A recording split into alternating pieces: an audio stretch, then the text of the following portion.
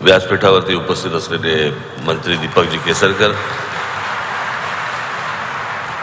आमच्या म्हैसकर मॅडम आणि इथे जमलेल्या सर्व माझ्या मराठी बांधवांनो, बहिणींनो आणि मातांनो,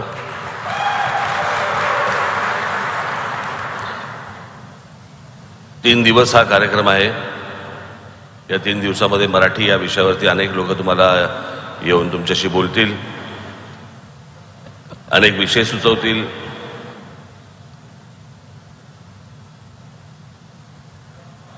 मराठीला पुढे कसं न्यायचं हे सांगतील.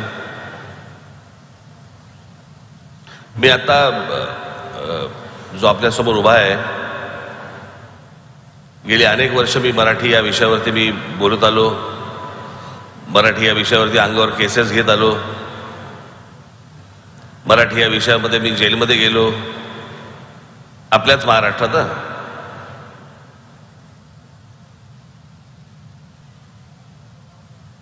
मी आता म्हैसकर मॅडमचं तेच सांगत होतो, मी अत्यंत एक कडवट मराठी आहे.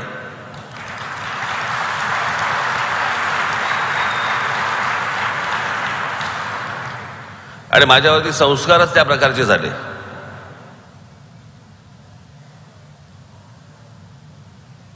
मी आजोबांचे पुस्तक रूपातनं झाले, बाळासाहेबांचे माझ्या वडिलांचे झाले, महाराष्ट्रातल्या इतक्या अनेक बुजुर्ग लोकांचे झाले.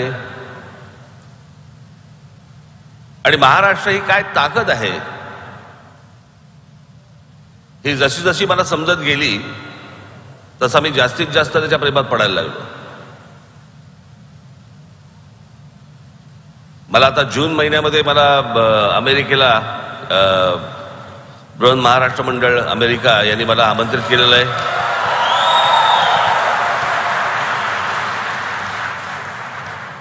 मला त्यांच्यात अध्यक्ष मला इथे भेटले आणि त्यांनी मला सांगितलं की आम्ही महाराष्ट्र मंडळातर्फे आम्ही अमेरिकेमध्ये अनेक 100 शाळा काढल्या आहेत.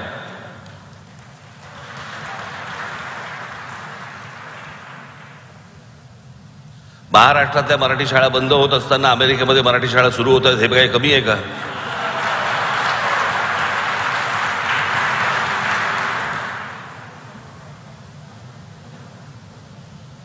मला असं वाटतं की आपण पहिल्यांदा महाराष्ट्रामध्ये लक्ष देणं गरजेचं आहे. जगभरामध्ये मराठी माणूस पसरलेला आहे, वेगवेगळ्या देशांमध्ये गेलेला आहे, त्याबद्दल त्यांचं अभिनंदनच. जेवढा महाराष्ट्राचा विचार तुम्हाला इतर भाषांमध्ये आणि इतर लोकांमध्ये जेवढा तुम्हाला नेता येईल, पसरवता येईल आणि आपण किती श्रीमंत आहोत हे सांगता येईल हे कमीच. परंतु महाराष्ट्रामध्ये, महाराष्ट्राच्या शहरांमध्ये आज मराठी सोडून ज्या वेळेला मला कानावरती हिंदी ज्या वेळेला यायला लागते त्यावेळेला त्रास व्हायला लागतो.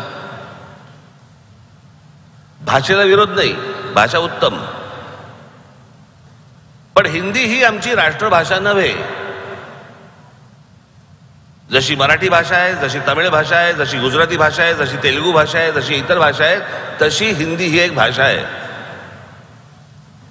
या देशामध्ये राष्ट्रभाषेचा कधी निवाडा झालाच नाही.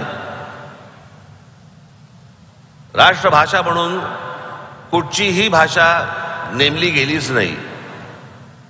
केंद्र सरकार आणि राज्य सरकार यांच्यामधल्या फक्त कॉरेस्पॉन्डंटसाठी म्हणून इंग्रजी आणि हिंदी ही एवढीच भाषा ठेवली, पण हिंदी ही राष्ट्रभाषा नव्हे. हे ज्यावेळेला मी पहिल्यांदा ज्यावेळेला मी बोललो, एक त्याला 15-20 वर्ष झाली, अनेक लोक माझ्या अंगावरती आले. आणि मग जेव्हा अंगावरती आले त्याच्यानंतर मी त्यांना गुजरात हायकोर्टाचा त्यांना मी कागद समोर ठेवला.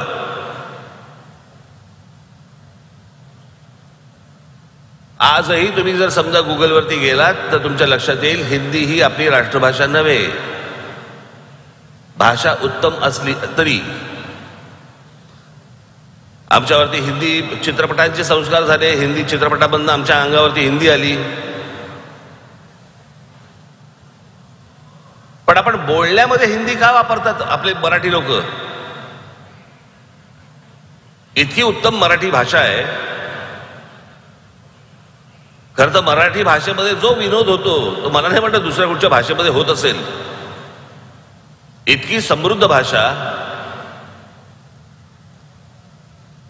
पण आज ही जी भाषा आहे ही घालवण्याचा, बाजूला सारण्याचा ज्या प्रकारचा राजकीय प्रयत्न ज्या प्रकारे होतोय ते बघून माझी तळपायची आग मस्तकात जाते. माझी दीपकजींना माझी विनंती आहे की महाराष्ट्रामधल्या जेवढ्या शाळा आहेत मराठी शाळा सोडून ते काय ते नवीन लचांड आले ना, CBSE BBSE काय काय काय काय काय काय गोष्टी आल्यात नवीन, याच्या पहिलीपासून 10वी पर्यंत पहिली मराठी कंपल्सरी करा तुम्ही.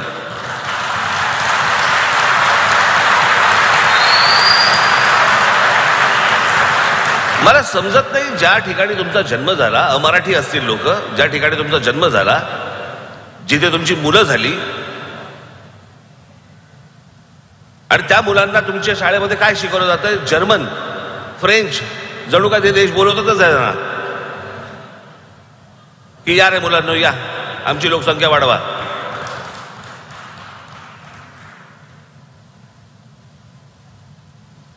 जर्मन शिकायचे जर्मन शिका, फ्रेंच शिकायचे फ्रेंच शिका, चायनीज शिकायचे चायनीज शिका, खूप भाषा शिका, पण जिथे राहताय तिथली स्थानिक मातृभाषा तर शिका पहिली.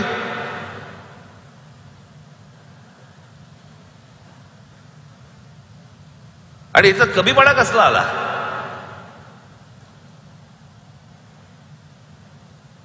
मराठीबद्दल बोलल्यानंतर तुम्ही लगेच कोणतरी म्हणणार की हे संकुचित आहेत. कशासाठी संकुचितपणा?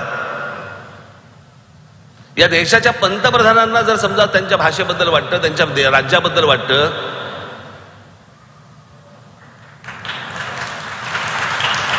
की जगामधला मोठा, सर्वात मोठा स्टॅच्यू ऑफ लिबर्टीपेक्षा मोठा पुतळा कुठे बांधावा असा जर पंतप्रधान वाटतं, तो गुजरातमध्ये बांधावा असं वाटतो.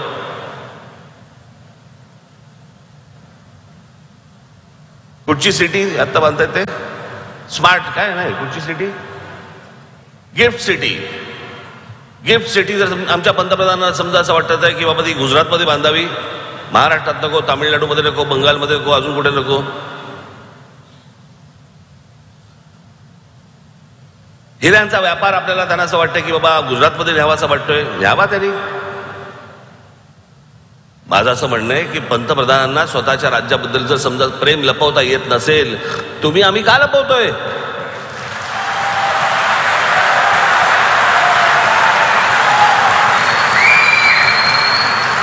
अनेकांना वाटू शकतं की बघितलं राज ठाकरेंनी पंतप्रधानांवरती टीका केली. टीका नाहीये. जो मूळ माणूस आतला आहे त्याला प्रत्येकाला आपल्या राज्याबद्दल, आपल्या माणसांबद्दल, आपल्या भाषेबद्दल प्रेम आहे. तुम्ही का लपवताय?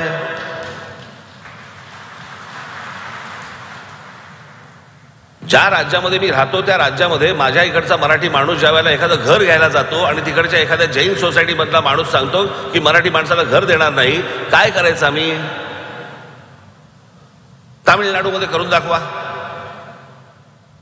पश्चिम बंगालमध्ये करून दाखवा, असं गुजरातमध्ये करून दाखवा, आसाममध्ये करून दाखवा, आंध्र प्रदेशमध्ये करून दाखवा, केरळामध्ये करून दाखवा की तिकडच्या स्थानिक माणसाला घर दिलं जात नाही, पैसे असून सुद्धा. हे महाराष्ट्रात का होतं? कारण आमचं बोटचेपे धोरण. आम्हीच पहिले मागे हटतो. बाबा नसेल जागा त्याच्याकडे, आता काय करणार? जाऊन दे, सोडून दुसरी बिल्डिंग बघणं कशासाठी? जागा असताना, परवडत असताना कोणाला वाटतं, कोण म्हणतं की मराठी माणसाकडे पैसे नाही आहेत?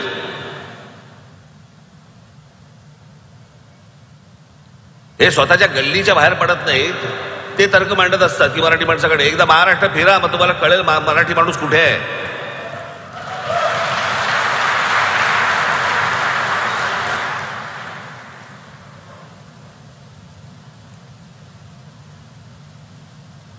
मी आज एवढंच सांगायला आलो की पहिलं आपण महाराष्ट्राकडे लक्ष देऊ.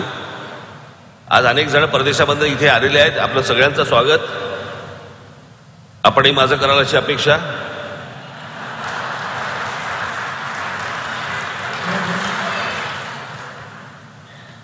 पण मला असं वाटतं महाराष्ट्रामध्ये सर्वात जास्त लक्ष देणं गरजेचं आहे. आज आपण एक भाषा भवन बांधतात.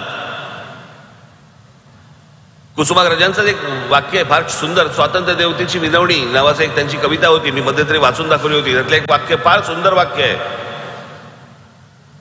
भाषा मरता देशही मरतो, संस्कृतीचाही दिवा विझे. भाषा मेली की सगळं संपलं.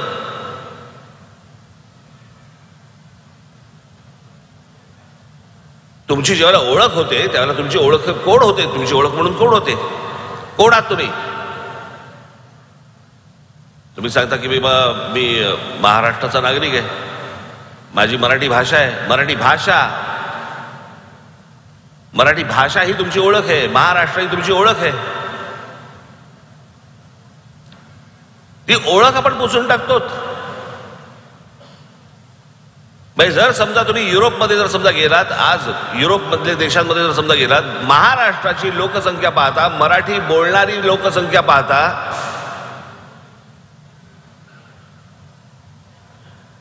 महाराष्ट्राचा क्रमांक काढून बघा तुम्ही. युरोपमधल्या कोणत्याही देशापेक्षा जास्ती होतो आपण. प्रत्येक राज्य, प्रत्येक देश ही आपली भाषा जपत असतो, आपली माणसं जपत असतो. आज देशामधल्या, भारताच्या देशामध्ये प्रत्येक राज्य आपापली माणसं जपतात, आपली लोक जपतात, आपली भाषा जपतात. जा बंगालमध्ये बघा हिंदी बोलतात का, जा तामिळनाडूमध्ये बघा तुमच्याशी हिंदी बोलतात का, जा आंध्र प्रदेशमध्ये बघा तुमच्याशी दुसऱ्या भाषेत बोलतात का. आम्ही काय गोटे आहोत का घरंगळत जायला सारखे.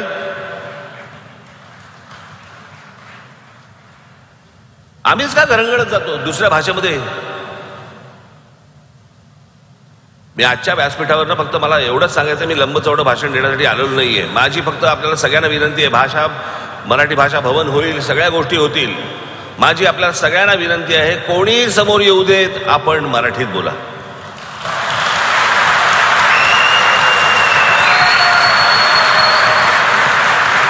आपण समोरच्याला सवय लावा, तो स्वतःहून मराठीत बोलेल. ज्या वेळेला मी आंदोलन जेव्हा सुरू झालं, त्याच्यानंतर ह्या हिंदी चित्रपट सृष्टीमधल्या अनेक लोकांना कंठ फुटले मराठीचे आणि मराठी बोलायला लागले. म्हणजे मराठी येत होतं पण बोलत नव्हतात. माझं असं म्हणणं आहे की बरं, समोरचा मराठी बोलताना चुकला, हसू नका. आपण समोरचा मराठी बोलताना चुकलं तर आपण हसतो, त्याची चेष्टा करतो, म्हणून लोक समोरचे बोलायला पण जात नाही. चेष्टा करू नका, सुधरवा.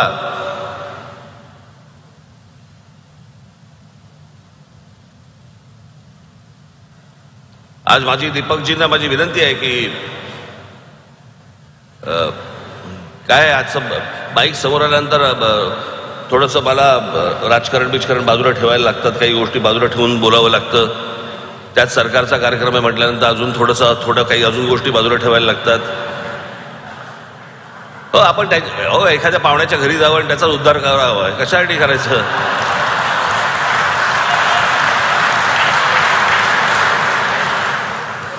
तर मला असं वाटतं की दीपकजींना माझी विनंती आहे की बाकीच्या सगळ्या गोष्टी सोडा, पण सरकारतर्फे महाराष्ट्रामध्ये जेवढ्या शाळा असतील, जेवढ्या भाषिक शाळा असतील, त्याच्यामध्ये 1ली ते 10वी आपण मराठी कंपल्सरी करा. एवढे फक्त मराठीवरती शासनाने उपकार करावे, बाकी आम्ही सगळं बघून घ्यायला तयार आहोत.